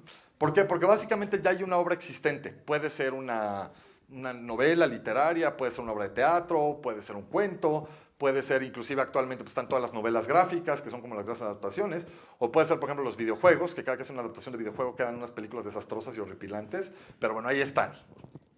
¿Qué es lo que tú tienes que hacer? Bueno, de entrada tienes que, y es muy chistoso porque el grave error de la gente que adapta es piensa que tiene que respetar la obra perfectamente. Y eso es una falacia. ¿Por qué? Porque distintas obras y distintos medios producen distintos placeres en el espectador.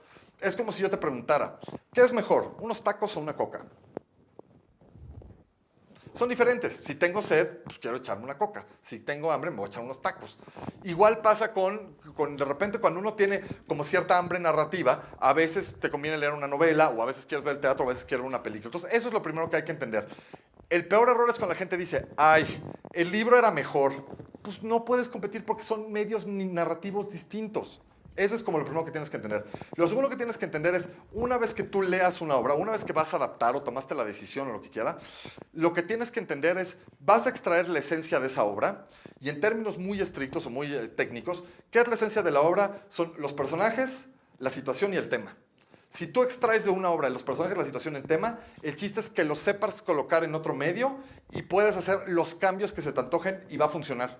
¿Por qué? Porque esa es la esencia de la obra.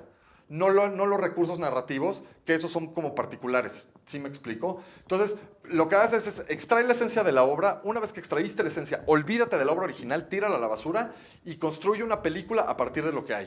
O sea, el cuate que ve tu película tiene que entenderla y tiene que disfrutarla sin saber si antes había una obra de teatro o habría una novela gráfica o habría un app, como ahorita que está en la película de los emojis, que quién sabe qué burrada sea, pero bueno, eso no importa. Pero sí, trata de extraer la esencia de la obra, no copies la obra, es el peor error que hay. Y hay que entender que sí hay obras que son mucho más cercanas al cine y otras son más lejanas. O sea, por ejemplo, si yo pienso en Harry Potter es una obra muy cercana al cine. Inclusive tiene escenas que son muy cinematográficas, todos los partidos de Quidditch es algo muy cinematográfico. Si yo agarro a Juan Rulfo es la cosa menos cinematográfica del universo. Cuando al final de Pedro Páramo dice, y Pedro Páramo se desparramó como un montón de piedras, ¿qué es lo que pasa? Adapta eso a cine. No sé si has visto, creo que es la versión de Eduardo Maldonado, no sé qué, que de repente sale López Tarso, ¿no? Que sale caminando y se tropieza y corta unas piedras. Ridículo. ¿Sí me explico? Otro ejemplo que me parece, hay un escritor de terror que a mí me gusta mucho que se llama Howard Phillips Lovecraft. Lovecraft, que es de los grandes escritores de terror, de repente él pone en sus libros, el monstruo era tan horrible que no puedo describirlo. Filma esa escena.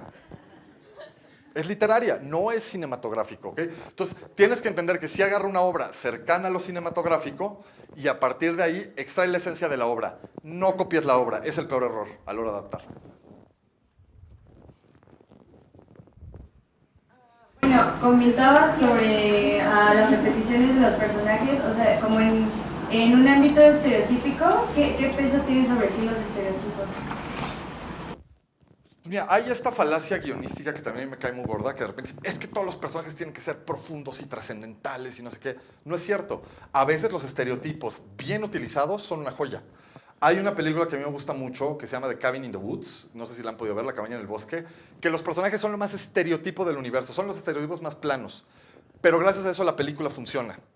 ¿Sí me explico? Finalmente es una película que ironiza y se burla de las películas de terror, y entonces está uno que es como el mamado, está otro que es el nerd, está otra que es la virgen, y está el otro que es la zorra, y entonces todo el chiste de toda la película discute de por qué esas figuras funcionan en el terror. Y si tú hubieras hecho a los personajes más complejos o más distintos, no funcionaría la película. O por ejemplo, si tú ves la película de Lego, lo que es muy interesante es cómo se burla o cómo ironiza alrededor de todos estos personajes estereotípicos. Entonces digo, yo creo que el estereotipo bien utilizado, acuérdense, yo creo que hay una regla bien importante, no hay ni buenos recursos ni malos recursos. O sea, hay recursos bien usados y recursos mal usados. Si tú un estereotipo lo escoges con una intención clara y con un efecto claro, puede ser un gran recurso y puede ser una maravilla. No hay que satanizar el estereotipo. Yo creo que sí puede ser como un gran recurso narrativo. Pero digo, si hay como luego esta cosa y esta jalada que te dicen, todos los personajes tienen que ser profundos, y no sé qué. No es cierto, eso a mí me parece mentira. O sea, según tu historia, tienes que detectar qué tipo de personajes necesitas. Entonces, a lo mejor hay historias que te van a exigir personajes muy complejos. A lo mejor hay historias que te van a exigir personajes más estereotípicos. ¿Sí me explico? Depende de la historia, depende del género. O sea, tú tienes que detectar tus necesidades. Bueno, si bien hablabas de que el consumo de cine mexicano pues ya está como, bueno, la población, por así decirlo, está harta como de que ver las películas de los narcos y cosas de ese tipo, ¿no? Pero también yo supongo que también exponer a lo mejor los problemas no solo de México, sino también pues a lo mejor de las sociedades en todo el mundo, pues también sería muy importante, porque, bueno, apenas vi una película, no tiene mucho, que se llama Tenemos la carne.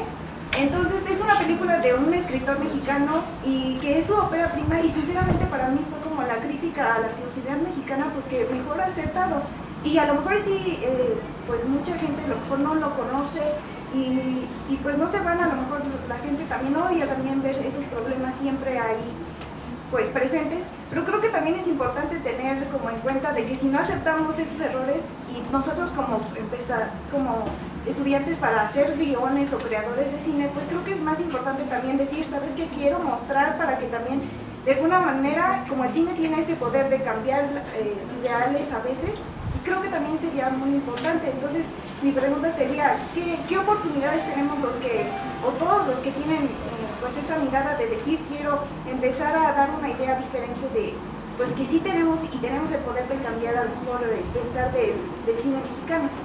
Mira, hay como muchas cosas interesantes que dijiste en tu pregunta. Sí, yo creo que cuando uno es estudiante hay una etapa como dorada, una etapa padrísima, que es que puedes hacer, cuando estás en tus materias de cine y todo, básicamente puedes hacer lo que quieras. Y no es cuando ya eres profesional que de repente dicen, híjole, es que Whiskas quiere meterle lana a la película, mete un gato. ¿Dónde meto al gato, no?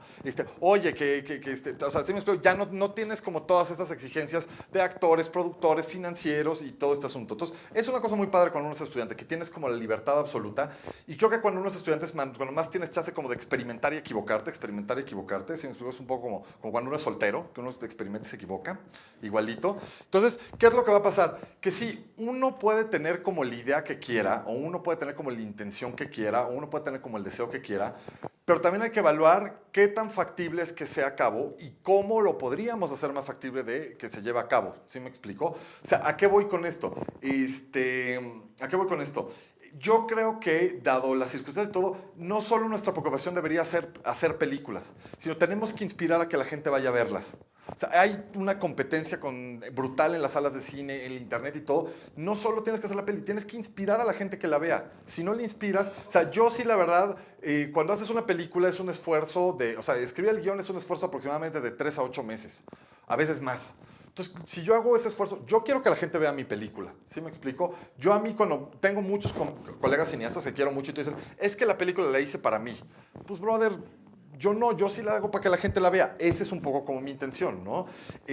Yo creo que sí es válido hacer críticas a la sociedad, es válido decir lo que sea, nada más hay que intentar hacerlo de la manera más atractiva posible, ¿sí me explico? O de la manera más llamativa, o de la manera más novedosa, o de la manera más llamativa o creativa, ¿sí me explico? Se vale todo, pero busca hacerlo de una manera diferente, de una manera interesante, de una manera fuera de lo común. Ahora, hay una cosa que pienso yo, o sea, yo siento que el cine es un ejercicio de las emociones. O sea, yo voy básicamente al cine a emocionarme. Y si después tengo oportunidad de pensar o después tengo chance de reflexionar, me parece que es un valor agregado. Y pocas películas son capaces de lograrlo, ¿ok? Yo pienso que a partir de que una película quieres que la gente se vaya a reflexionar, a mí me parece muy riesgoso. Porque yo pienso que primero el cine debe llegar al corazón y de ahí, si te va bien, debe de brincar al cerebro. A mí se me hace un poco difícil que el cine vaya al cerebro y no baje al corazón. ¿Sí me explico? O sea, yo siento que el cine es un ejercicio emocional, no un ejercicio intelectual. Si lo logro llevar hasta allá, ya gané. Pero sí, ojo, porque si de repente dices, es lo que me pasa a veces con mis alumnos, que de repente me dicen, es que lo que yo quiero decir es esto. Entonces le digo, maestro, pues abre un blog o fílmate en YouTube y sé como el Wherever Tomorrow y di qué quieres decir. ¿Sí me explico? La gente ve el cine emocionarse. Si adentro de la emoción puedo encontrar ideas con las que puedo empatizar, o puedo cambiar una manera de pensar, o puedo concientizar, está padre. Pero no me parece que la función primordial del cine sea cambiar maneras de pensar o cosas así. Creo que el ensayo es un terreno para ese tipo de cosas, ¿no? O quizá el cine que más podría hacer eso es el cine documental. Me parece que el cine documental sí es un cine que puede concientizar, que puede cambiar conciencias, que puede tener un punto de vista social fuerte. O sea, sí me explico. Esa es la diferencia que yo establecería. Que ahorita dijiste algo muy interesante, bueno, hace rato, sobre que quisieron hacer la película inclusiva. Y pues eso, o sea, me encantó, ¿no? Porque antes de esa película, yo, o sea, me chuté toda la cartelera de películas infantiles, así, de por vida, ¿no? Toda la vida lo hice, por mis papás, ¿no? Y mi mamá decía, es que no me gusta el cine mexicano porque siempre hay sexo, hay groserías, hay muerte. Y pues, yo decía, no, pues entonces mejor no veo películas mexicanas, ¿no? Y fuimos a ver Nosotros los Nobles, porque a mi hermana se la recomendaron, y fuimos así toda la familia, pues yo dije así como, ay, ¿qué va a pasar? No me van a volver a dejar salir al cine mexicano. Y pues la vimos y fue como clasificación de tus papás pueden ver esto contigo, ¿no? Y pues a partir de eso, la gente empezó a ver que el público mainstream empezó a ir a ver las películas mexicanas, ya ves como lo de ¿qué culpa tiene el niño? El padre no tan padre. ¿O tú qué crees que cambiaron como la fórmula de películas mexicanas que hizo que el público mainstream llegara a las salas? No, es que fíjate, yo creo que la verdad es que durante mucho tiempo, yo creo que los cineastas cometimos el error de no voltear a ver al público y hacer las películas para nosotros. A mí me parece que ese ejercicio pues, no fue muy bueno, no fue muy fructificante. Y aparte yo creo que en México, culturalmente el cine ha sido como una tradición familiar.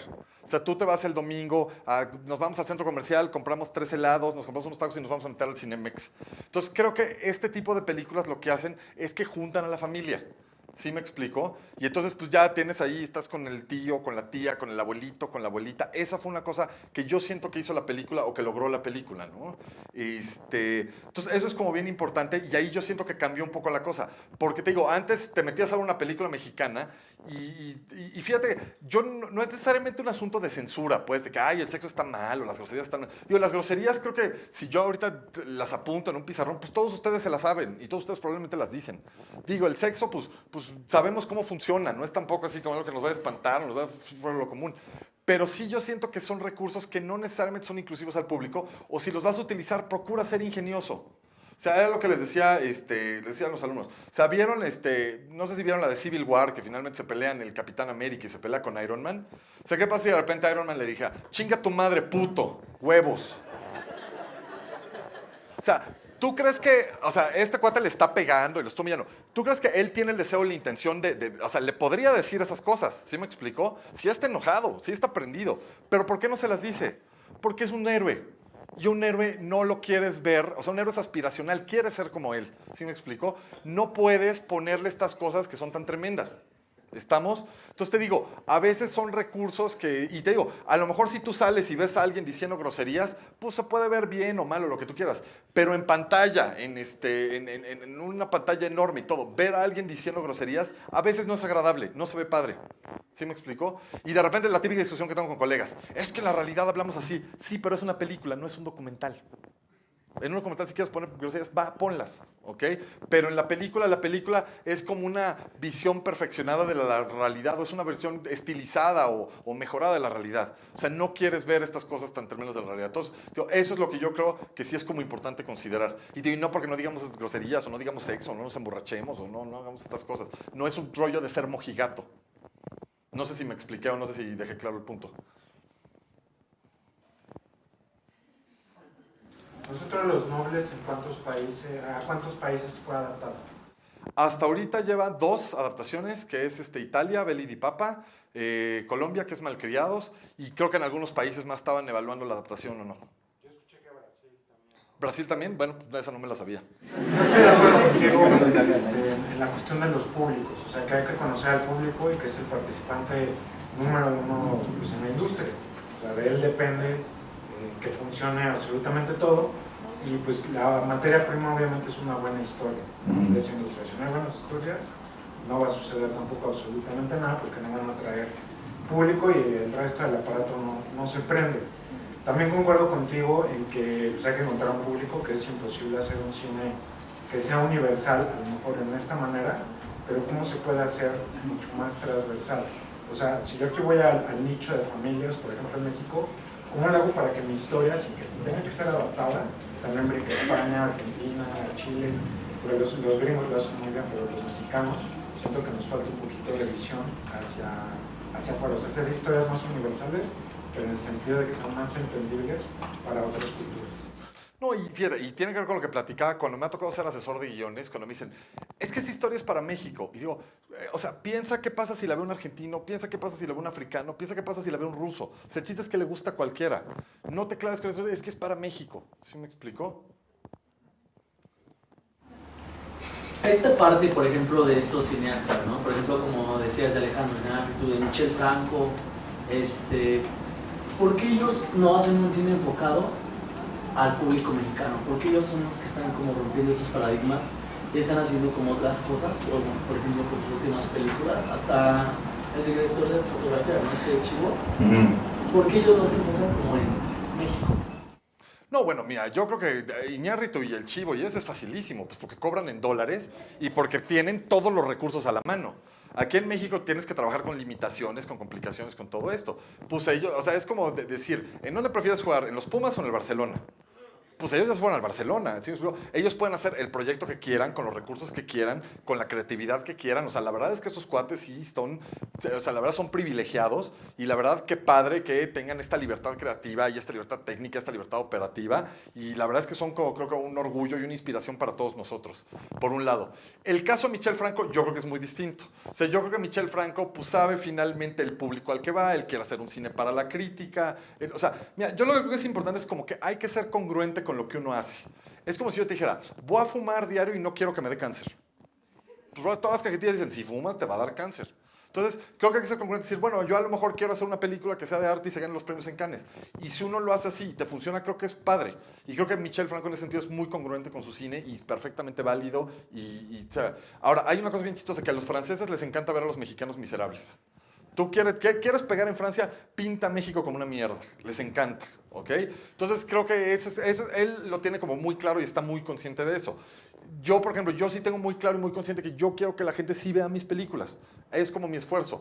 La esquizofrenia o a veces el error que tiene el cine mexicano es que dicen, es que quiero hacer una película que sea para todo el público, que sea de culto, que gane en Francia y que gane el Oscar y que la vendan en Amazon de oferta.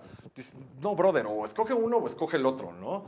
Ahí no me acuerdo exactamente el término, pero en la historia de la mercadotecnia hay un experimento muy interesante que le llaman de la perfección plural. A un gran ejecutivo, me acuerdo que lo contrataron en Pepsi, le dieron una lana y le dijeron, brother, experimenta con todas las fórmulas, pero tienes que encontrar una que le gane a la Coca-Cola. Y este cuate hizo experimentos con, ponle más azúcar, quítale azúcar, súbele a la cafeína, quítale cafeína. O sea, como que hizo todas las variantes y lo que el cuate descubrió es que no hay un producto perfecto. Y ahí fue donde la Pepsi inventó la Pepsi de dieta, la Pepsi de este tipo, la Pepsi del otro. Entonces te digo, tiene que ver un poco con el cine. ¿Sí? O sea, tú qué quieres lograr haciendo una película, sé congruente haciéndola. O sea, imagínate que de repente dijera, quiero hacer una película para todo el público y mi personaje protagónico es un homopedoso necrofílico. O sea, un güey que se coge animales de tu mismo sexo chiquitos. pues no es para el mismo, no es para todo el público. ¿Sí me explico? Entonces creo que lo que es importante es tratar de tener congruencia. Ahí está la base. ¿Estamos? ¿Cuáles son los obstáculos más grandes a los que te has enfrentado haciendo videos separadas? Bueno, que dices que obviamente tu objetivo general es hacerlo pues para mínimos públicos, ¿no? Pero bueno, ¿cuáles han sido al menos algunos? Pues mira, te voy a decir, es muy chistoso porque luego cuando das pláticas, son los que te preguntan, oye, ¿y cómo le haces para escribir? Y tú, pues igual que todos, me siento y tecleo. No es una cosa así que pasan flamingos volando frente a mí, unicornios. No pasa. Entonces, los problemas que me enfrento, aparte es muy chistoso porque el trabajo del guionista, pues es un trabajo muy solitario.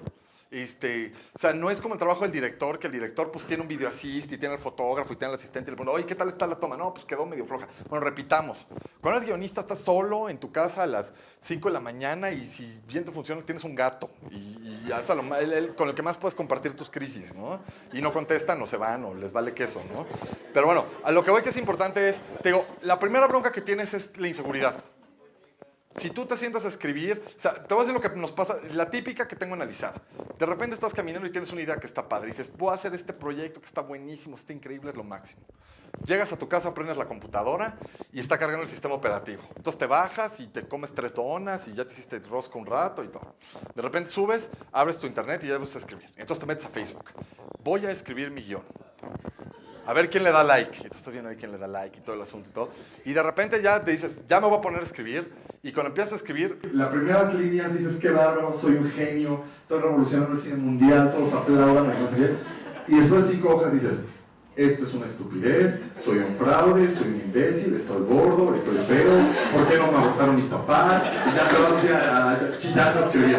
¿Sí? Entonces te lo juro, el mayor problema es la inseguridad. ¿Sí me explico? Te da pánico, o sea, exponer un proyecto creativo es una cosa de horror, es como salir encuerado al metro. O sea, todo el mundo te va a ver y te va a decir, ¡hey, tienes las nalgas aguadas! O sea, los niños cuando ven tu guión es como decir, tienes las nalgas aguadas, es igualito. Entonces te digo, esta es una cosa que yo creo que cuesta mucho trabajo. Y hay una cosa muy chistosa que yo le digo a mis alumnos, siempre que estoy ahí con mis alumnos les pregunto, ¿a quién de ustedes les gustaría trabajar en ventas? Y me dicen, no, qué horror, yo quiero ser guionista, Pues les tengo una mala, trabajar en este negocio es trabajar en ventas. Porque tienes que andar vendiendo tu talento, tienes que andar vendiendo tus ideas, tienes que andar convenciendo a los demás que sí puedes hacer una muy buena película. Esa es otra cosa que cuesta trabajo, ¿sí me explico? Es otra de las cosas que hay que lidiar. O sea, ¿qué otra cosa cuesta trabajo? Pues a veces como negociar o entenderte con el productor y el director. O sea, de repente el director dice, aquí creo que estaría padrísimo que llegara una nube. ¿Por qué? Porque siempre he querido filmar una nube.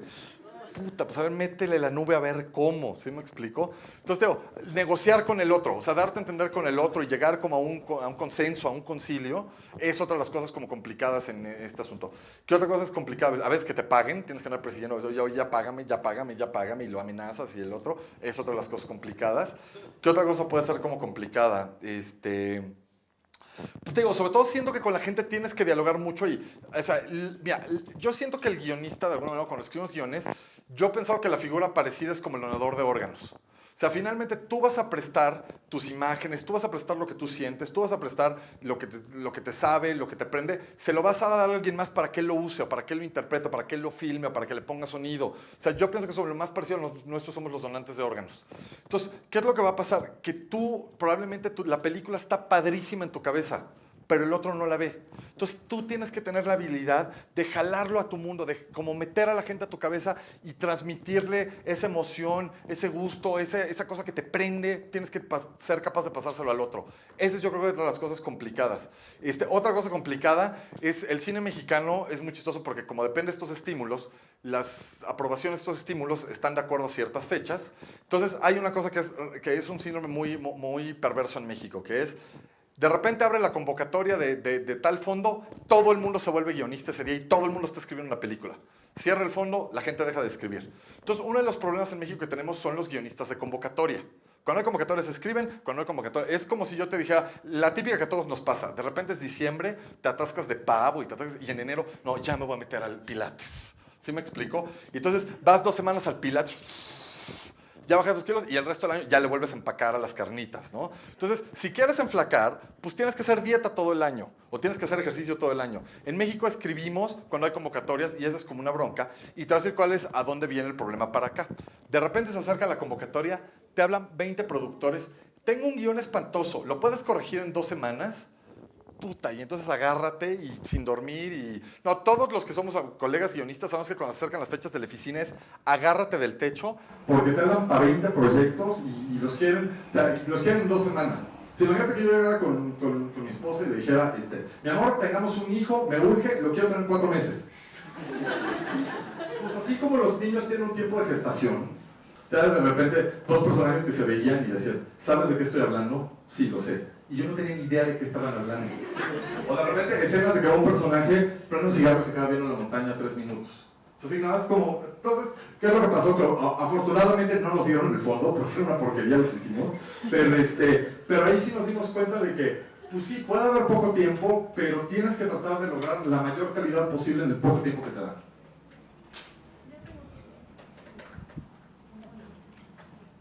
Una pregunta ya. Bueno, ¿qué tanto margen de cambios en tu guión puedes aceptar? O sea, tú como guionista, si alguien te dice, no, ¿sabes qué? Es que hay que cambiar esto y esto y esto, no sé qué se siente o qué opinas. Pues mira, yo creo que, te digo, por eso decía yo lo de la etapa budista. Hay que tener cierto desapego al guión, pero también hay que protegerlo. No se trata de que ya se lo bien sale y que haga lo que se le antoje. O sea, yo lo que creo es que si los cambios pues, son requeridos por producción o por un asunto creativo de veras o cosas así, bueno, hay que tratar de ser flexible. ¿Sí me explico? Y yo creo que también como guionista tienes que tener como la flexibilidad de dejar que el otro aporte. O sea, a lo mejor el director sí se le ocurre una escena padrísima, a lo mejor el actor sale con un diálogo nuevo que le sale más natural que tú lo habías planteado. Creo que hay que estar abierto. No puede ser, o sea, creo que si quieres ser guionista, no puede ser rígido. El guionista tiene que ser flexible y adaptable por naturaleza. O sea, yo creo eso, ¿va? Pues bueno, antes que nada, pues de nuevo, gracias a todos ustedes. Pues muchísimas gracias a Feria Monterrey.